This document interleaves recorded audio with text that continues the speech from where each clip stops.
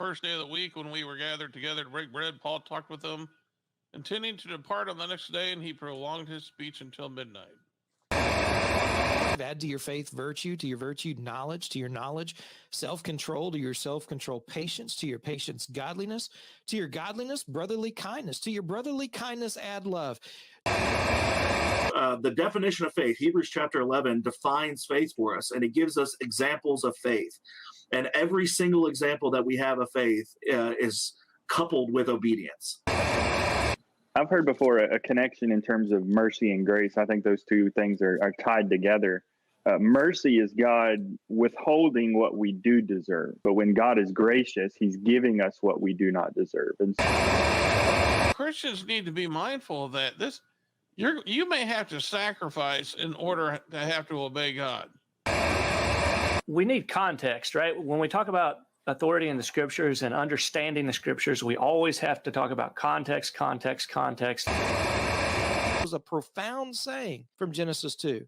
But what he was saying is it was really a shadow of the relationship of Christians and Christ, the church and Christ himself. Notice in verse 13 of Acts chapter 8, right? Even Simon believed and was baptized. Simon Sorcerer is a really good example of this because it's very clear when you read Acts chapter 8 that Simon was saved. Nowhere does he say, I'm going to build my churches. Sometimes it's really hard, but you just can't quit. You got to keep going. And that's what Christianity is all about, is to keep going. And the New Testament is that by which we will be judged. Now these were more noble than those in Thessalonica. They received the word of God with all eagerness, examining the scriptures daily to find out if these things were so. Join us as we look into the inspired text of King Jesus with the same desire and approach to discover the will of God with Berean spirits.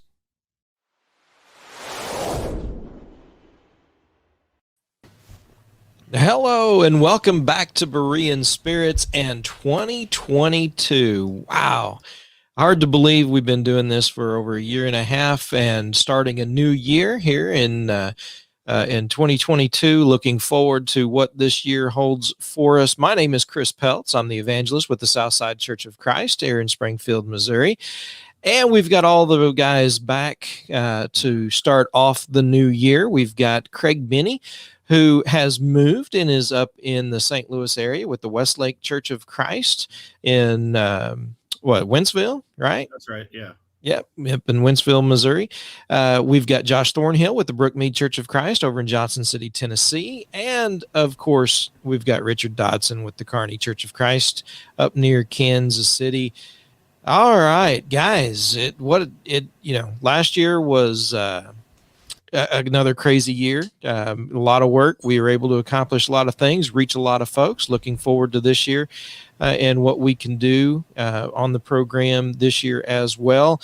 And, we're going to start off by talking about resolutions. Before we get to that, though, just a little quick weather update. It's snowing here, only 16 degrees, but Richard and Craig have that beat, I think. What's it like up there, guys? Well, Richard's got me beat. I'm at 14. You're at 14. Yeah. 8 degrees. 8 degrees. Yeah. And all of our friends up in the northern states are laughing at us right now. 8 degrees. Yeah. It's negative 20. We're at a nice balmy 40. 40. Wow. That's getting snow later tonight, though. So. Oh, that sounds great, man. 40 degrees. But winter is definitely here and in Missouri anyway. So it's strange how that happens in January. Isn't it, though? Yeah. Although it took it long enough. I mean, it's kind of late to the party. I don't know. I know it. Where's the bed? That's true, because on Christmas Day over at my mom and dad's, we were outside sitting on their porch. Yeah. I don't ever remember doing that. Yeah, it was 70s on Christmas, I think, where I was. Yeah. We had the second warmest December since like 1860 70 or something like that. It's crazy. But winter has arrived, no doubt about it. It's cold. We've got the winter weathery mix that is taking place, at least down here in Southwest Missouri.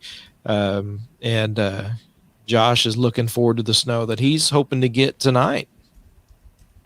Right? Yeah. Sure. Yeah. Oh man. All right. Well, guys, we're going to be talking about some New Year's resolutions. And this is something that I think everybody is probably focused on. Everyone has probably made some resolutions. A lot of times, a lot of physical resolutions that folks make. I mean, Josh is looking forward to, he's, I think, resolved to lose some weight, right, Josh? Yeah, sure. Josh is the last one who needs to lose weight. Oh man. Let's just not talk about that today. We'll move on past that. Yeah. Well, that is a typical resolution, right? That's something that a lot of folks, I'm going to lose some weight. I'm going to exercise a little bit more. Going to get, work on finances and budget, going to work on various things, but we're going to talk about some spiritual resolutions that not only we probably all are making, but some that hopefully folks will consider and are engaged in. And this is something that I think is important, especially if we're making resolutions, to make some that are spiritually focused, spiritually, having that in mind and in view of eternity. Richard, we usually don't start with you, but I'm going to this morning. I want to give you the opportunity to bring about to get this conversation started. Well, I think spiritual resolution should be a priority. These other things that you mentioned, those are of the world and they pass away. But a lot of times people don't consider what they need to do to improve spiritually.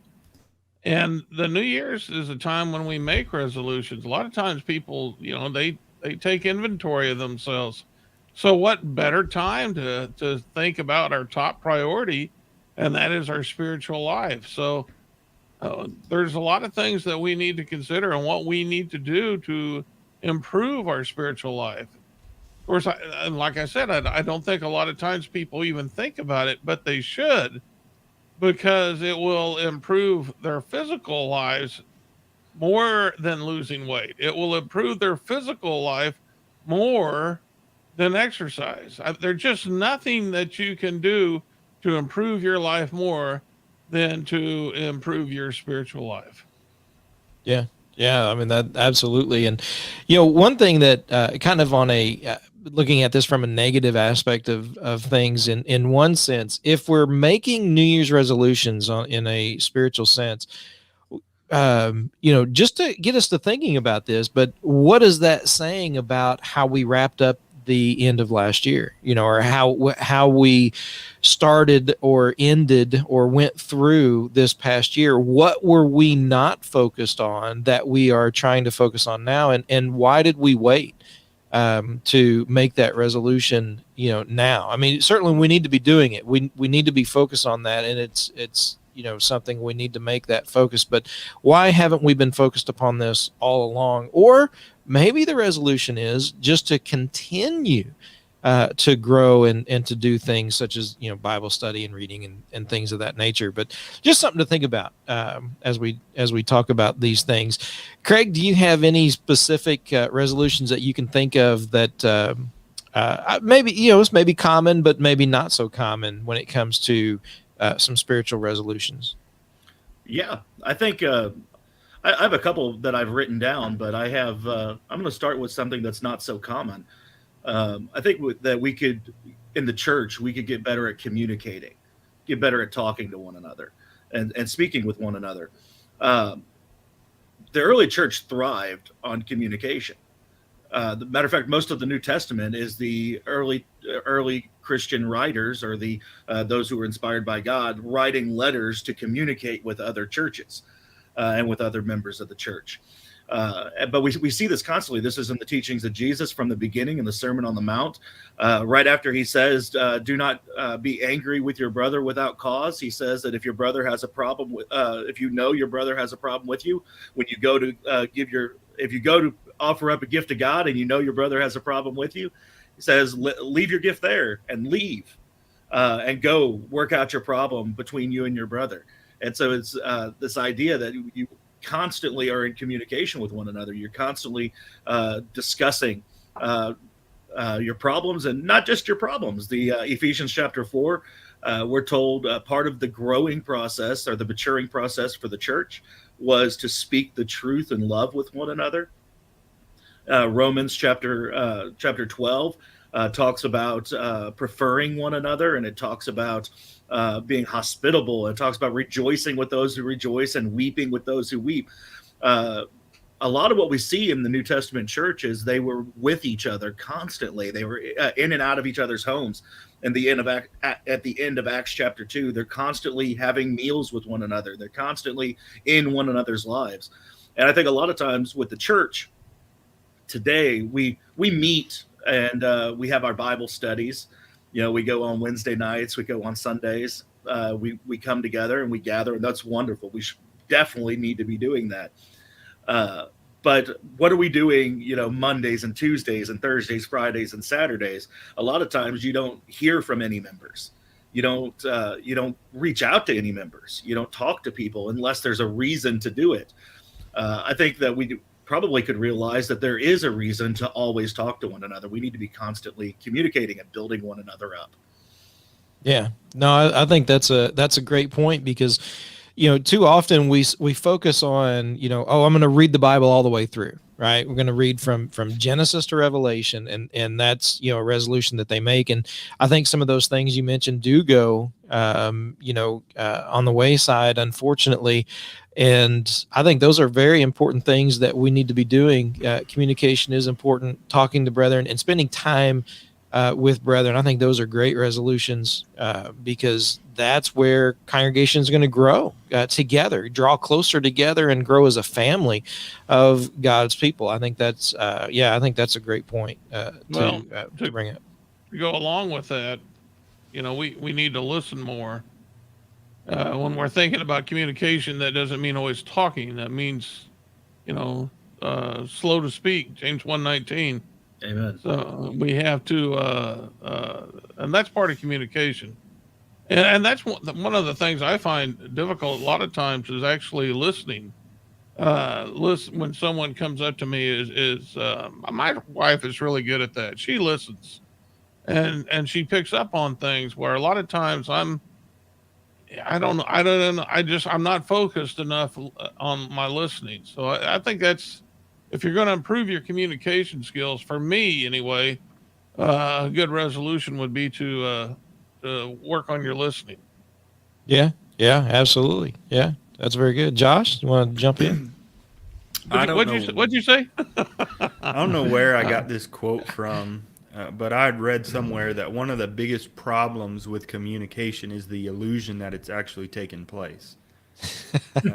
And I think that's so true, because a lot of times people are exchanging words with each other, but true, real communication is not taking place. And so I think we need to work at being better communicators, as Craig pointed out, actually communicating with one another, true communication. So that way, you know, each person can be heard and have their voice heard, and we can work together in that way.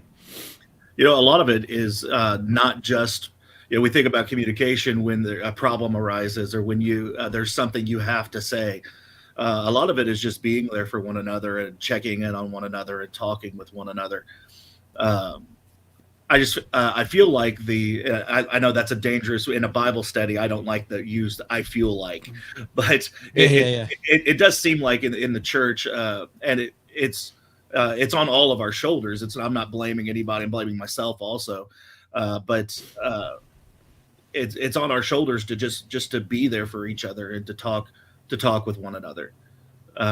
and to communicate our needs, and to communicate, if we see that there's a need, or communicate how we feel, and how we love one another, things like that. We just need to be better at doing that. Yeah, I remember a story of a couple. The wife was, had told the husband that, hey, there's an event, this particular Saturday. A few days later, I'm getting your suit cleaned. Well, that Saturday rolls around and she's like, hey, we need to get ready to go. He goes, go where? And she said, I told you we were going to this event. He's like, you never told me that we were going to this event. She goes, she's like, I told you the event was this week. I told you we're getting your suit cleaned. I did everything, except for that she realizes, except for saying, the actual words, we are going to this event. And it's like one of those things, sometimes guys don't pick up on hints very well. And sometimes communicating, so things get lost, as they say, lost in translation. But, sometimes, we're not always the clearest in our communication. Sometimes we just need to come out and say things rather than beat around the bush. And that can help too when it comes to communication. So those are some things that certainly we can be working on in our relationships and with brethren, and sometimes even in preaching. Right? Sometimes in preaching, we need to be a little bit more straightforward. As gentle as we can. I think you mentioned that verse in Ephesians 4 and others there, Craig, about speaking the truth in love. But certainly in love, but it's still got to be speaking the truth, right? We've got to get that out there. Can I say something? Yeah. Something Can I stop else. you? Something else that takes place with communication. And I've noticed this in Bible studies. You may be teaching something, and nobody says anything in our Bible classes sometimes. They don't say anything. And you'll say, what? Any comments? Any questions? You don't hear anything. And that may go on for a long time, and then there'll be an issue come up where you'll find out that some brother doesn't agree with you on something, and you'll go to them and you'll say, I've taught on this. How many times? We had Bible class on this. We've done this on this. Why didn't you tell me? Why didn't you bring up the fact you didn't agree? And we could have worked on this together.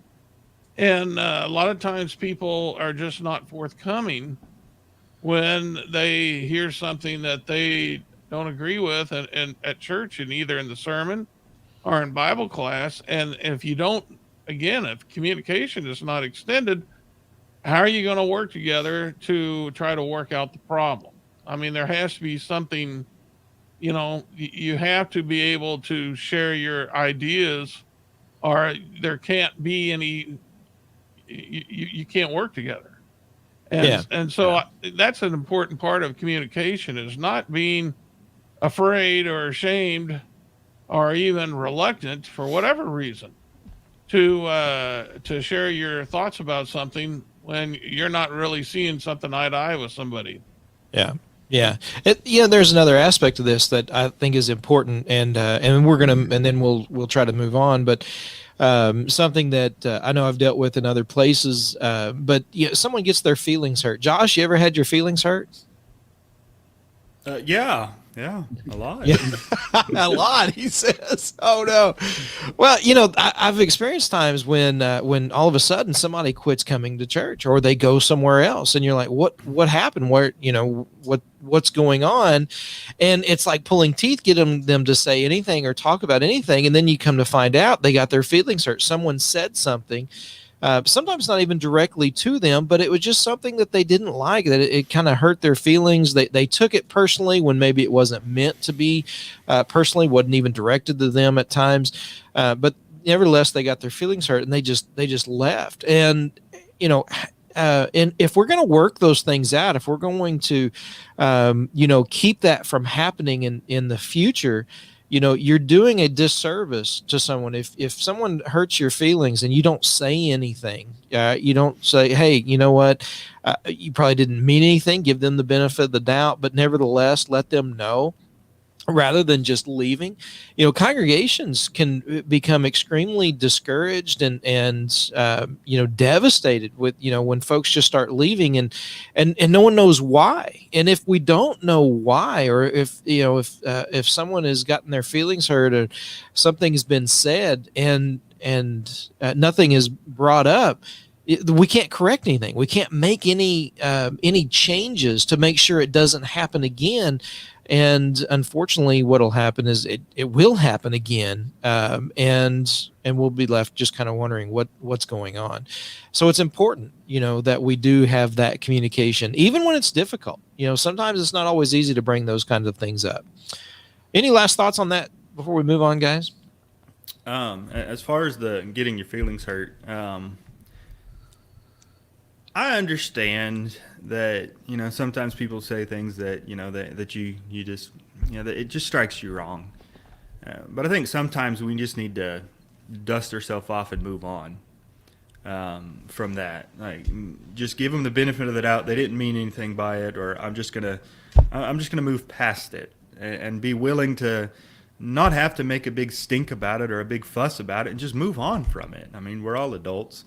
But if there comes to a point where you can't move on past it for whatever reason, you need to do as Chris said and go talk to them. And again, you need to ask yourself, were they sinful in what they did? Because you need to treat it as, you know what, I just didn't appreciate it, rather than you need to repent. Mm-hmm. So keep that perspective as well. I mean, and if you can just move forward, just move forward.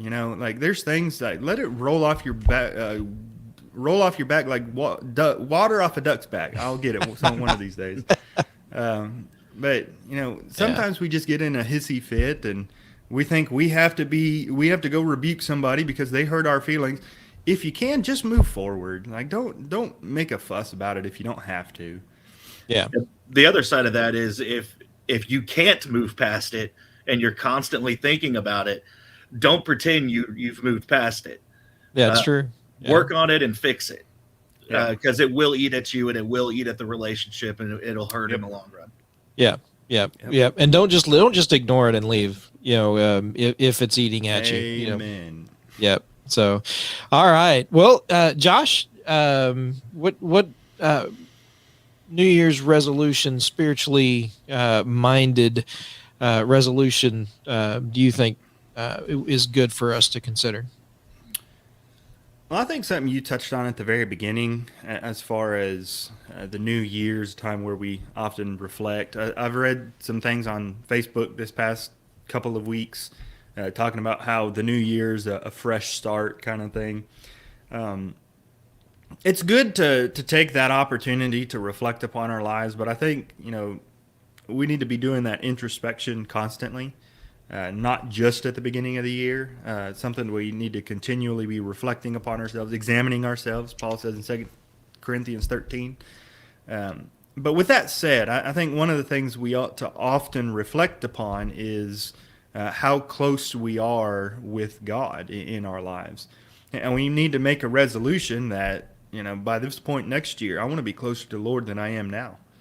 And I want to be careful with that because I think there's the tendency of, I'm going to use just as a illustration here.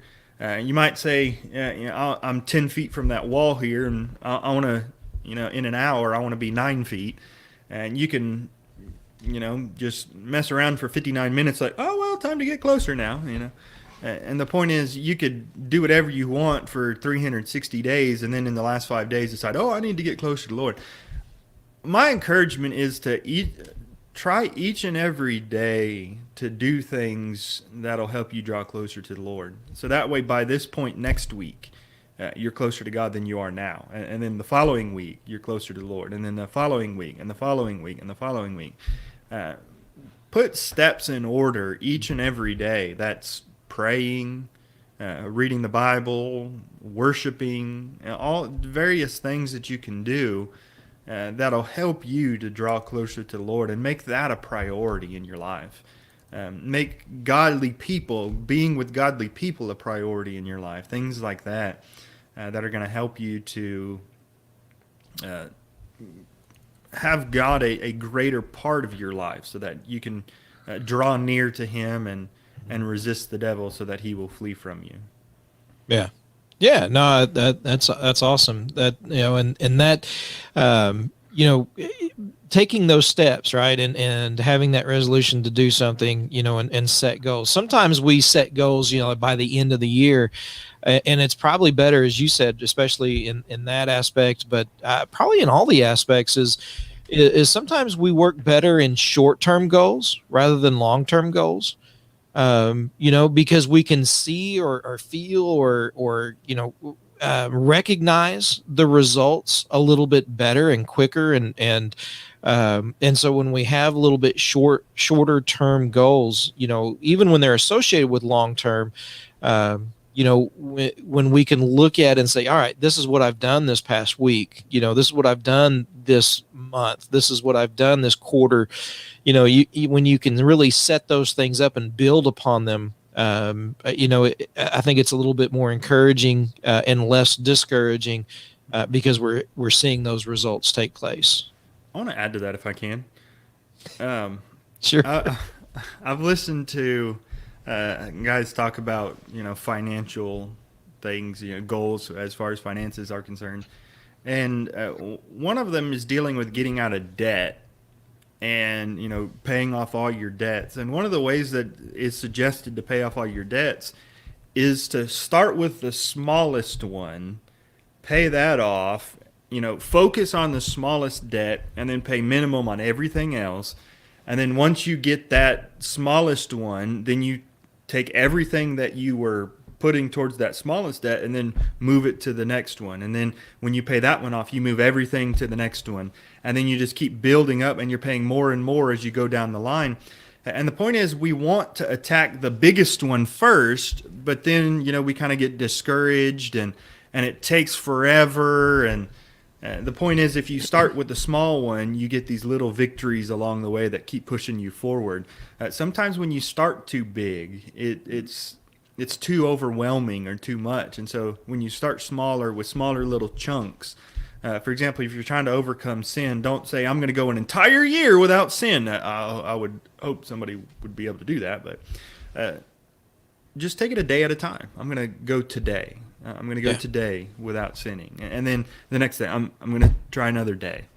And don't bite off more than you could chew right at the beginning. Just take it in little steps to make it more manageable and less overwhelming. Yeah. No. Well, that's the way we're supposed to live our life anyway, isn't it? One day at a time. It only comes one day at a time. So yeah. Absolutely. Sure, that's the only way to live your life. Live your life in the moment. Yeah, sure. Absolutely.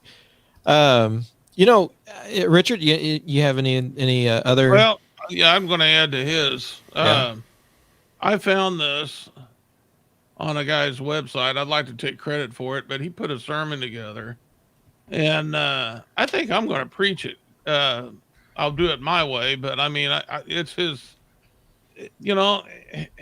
He had that. Resolutions are something you make decisions for. You are resolved to do something, right? You're wanting to do something. And he goes to the book of Hebrews. And I never thought about this, but it is so good. I mean, and this is a really good lesson. But he breaks down the passages in Hebrews that I'd like to share with you, because it kind of goes along with what Josh is saying. But there's so many passages that talks about let us, meaning, we are resolved to do this. Let us do this. Let us do this. And like, first of all, we should fear the Lord. Hebrews 4:1, let us fear. Hebrews 4:11, let us be diligent. Hebrews 4:14, let us hold fast. Let us boldly ask for help. Hebrews 4:16. And all the way through the book of Hebrews, you see these let us do things that are in a spiritual nature. And so basically his message is the book of Hebrews is a book of resolves, things that you are seeking to do in a spiritual realm. And I thought, this is really good. So I thought I would share it. And based on what Josh was saying and his point, I would encourage everyone to go to the book of Hebrews and to read that and look for that phrase, let us do this or let us do that. And look at the encouragement that's contained therein and the reasons behind that's given in Hebrews. Jesus Christ is the Son of God, and we are accountable. And so, that's all the reason you need to do these things. But that's what I would do is go to the book of Hebrews and look for that phrase, because I promise you, I only gave you 4. There's much more that's contained in that book. Glad you enjoyed my sermon. Something I'd never noticed before. Something along that line, you have let us, and I guess it depends on the version you're using, but you've got let us do these things, as he's mentioned there, but there's also, in the book of Hebrews, several passages where you find the word lest, L-E-S-T, lest we drift away, or things like that. And there's the warnings that Richard was talking about. So I'd look for both of those. Yeah. This the idea of putting on holiness, the idea of pursuing these things. We sing the song sometimes, take time to be holy. And I think that's just a basic principle people don't understand, is holiness isn't just something that happens.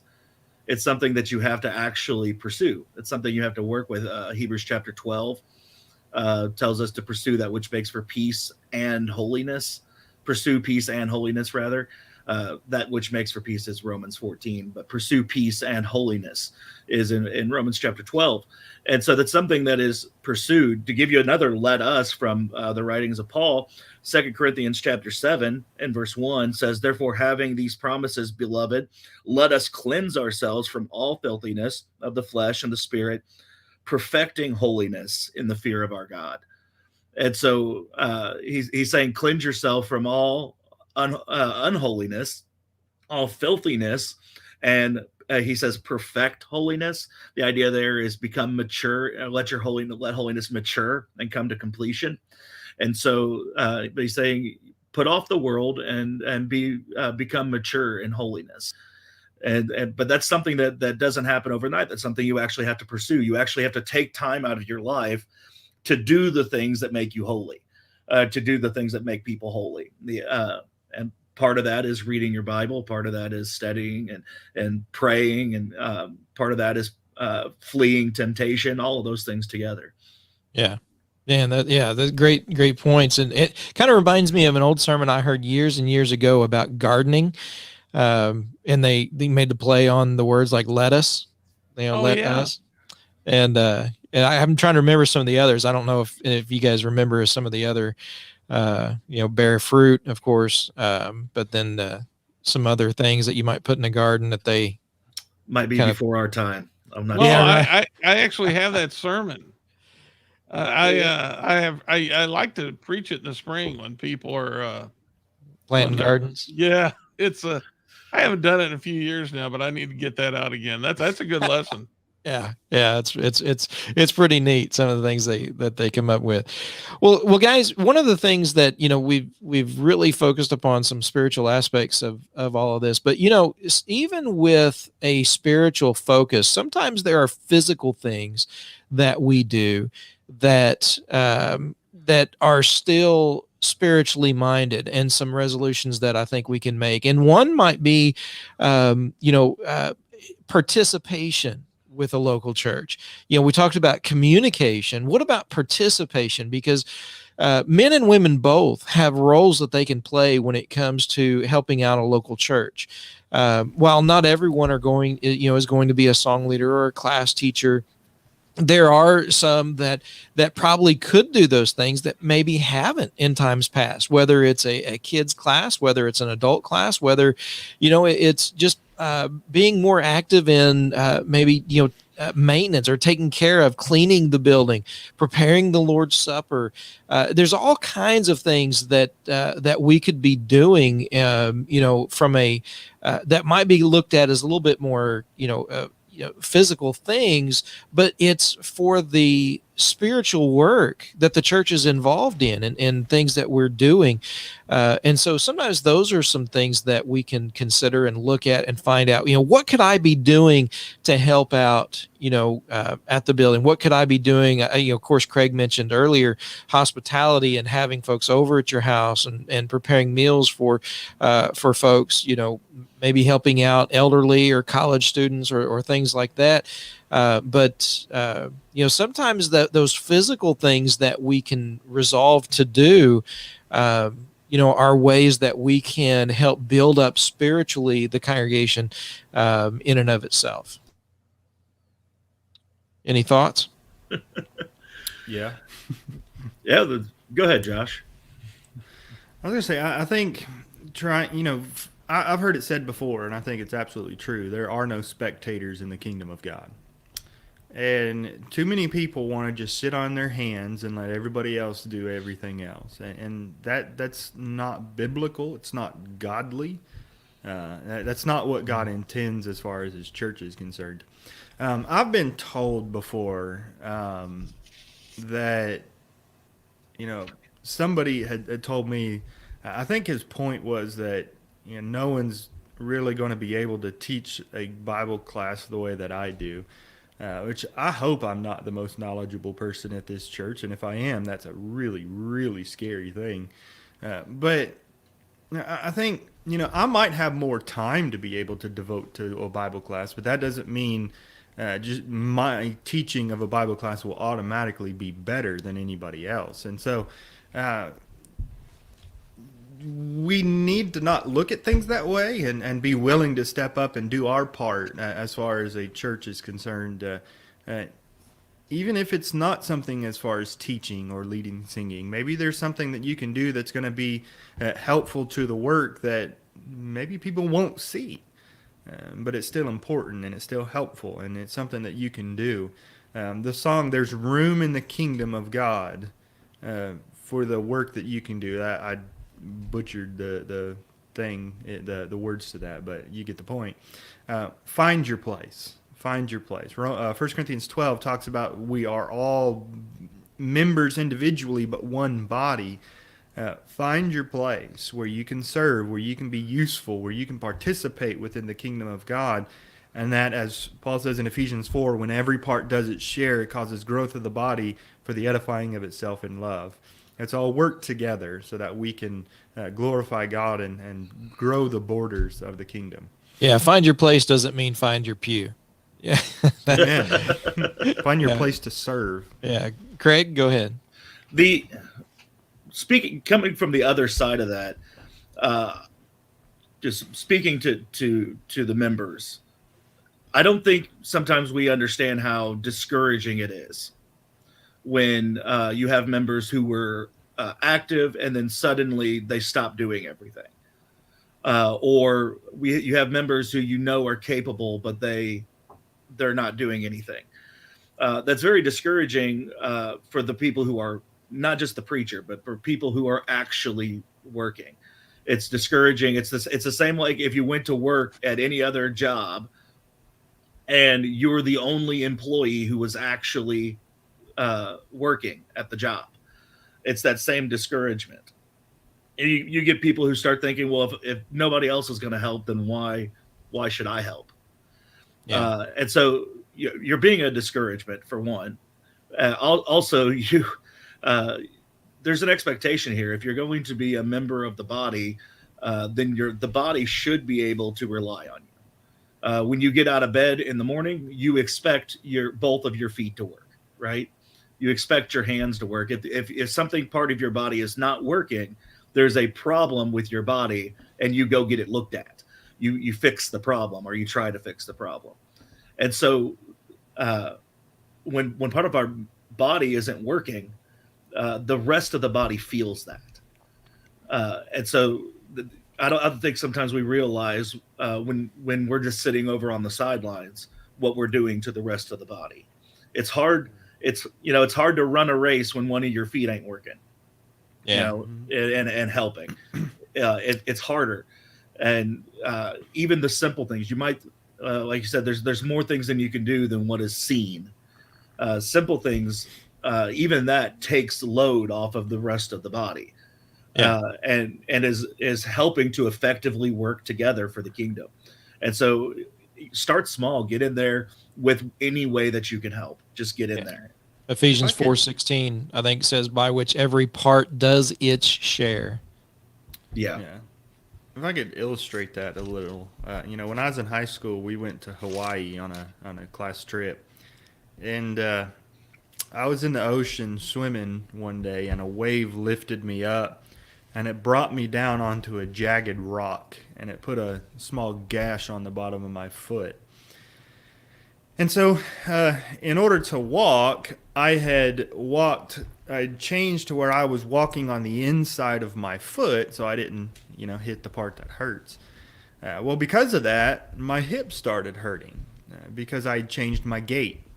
I wasn't walking like I normally walked, and so my hip was bearing a load that it wasn't used to bearing. It wasn't supposed to be bearing. And so it started to hurt. And the point is, if you're not functioning as part of the body, you're causing somebody else to bear a load they're not meant to bear, and you're causing harm to the body. And so I think Craig's point is a good point. We need to do our part so that we're not discouraging or causing harm to the rest of the body. Yeah. I want to add a verse, just 1 Peter chapter 4.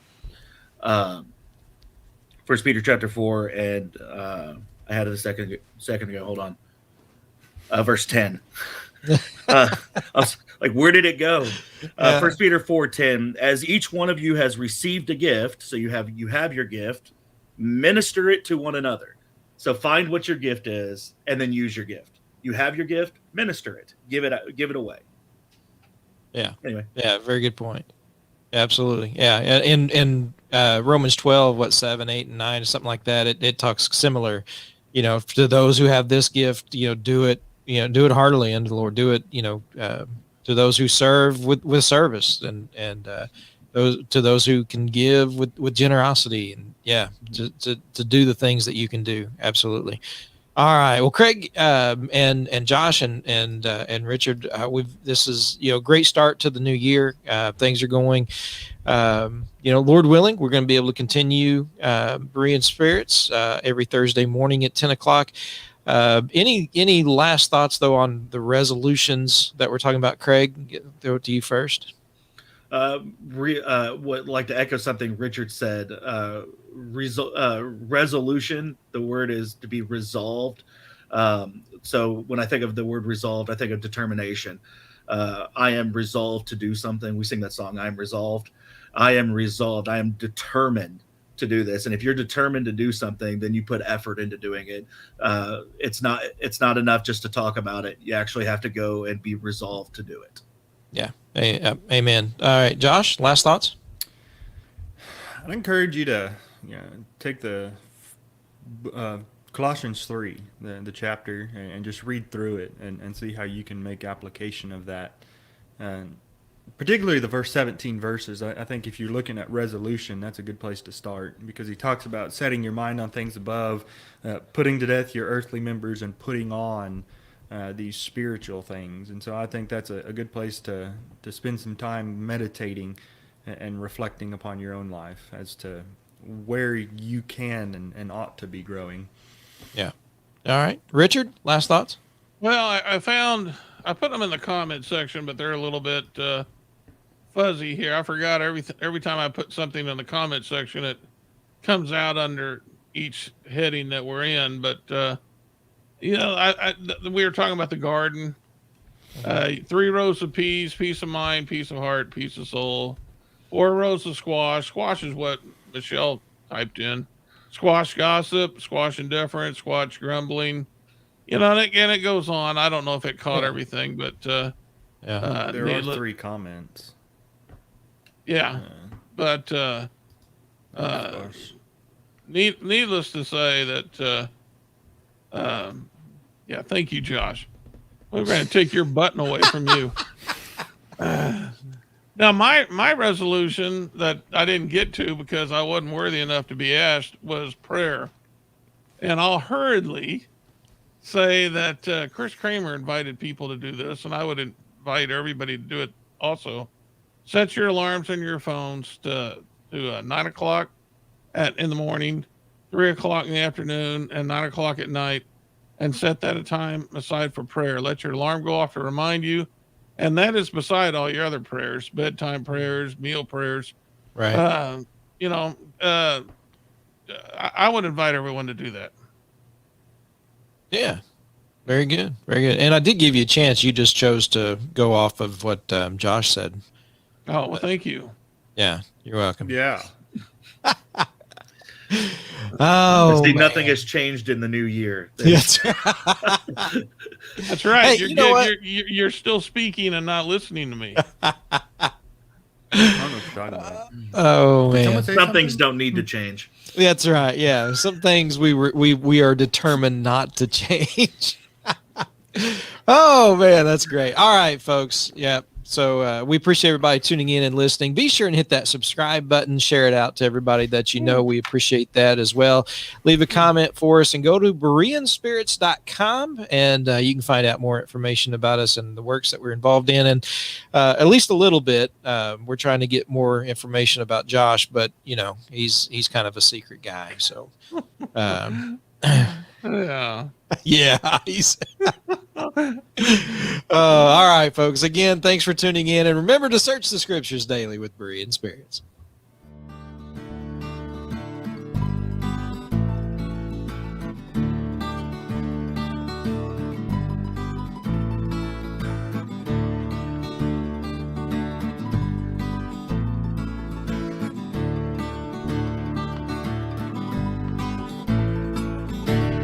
Thank you for watching Berean Spirits.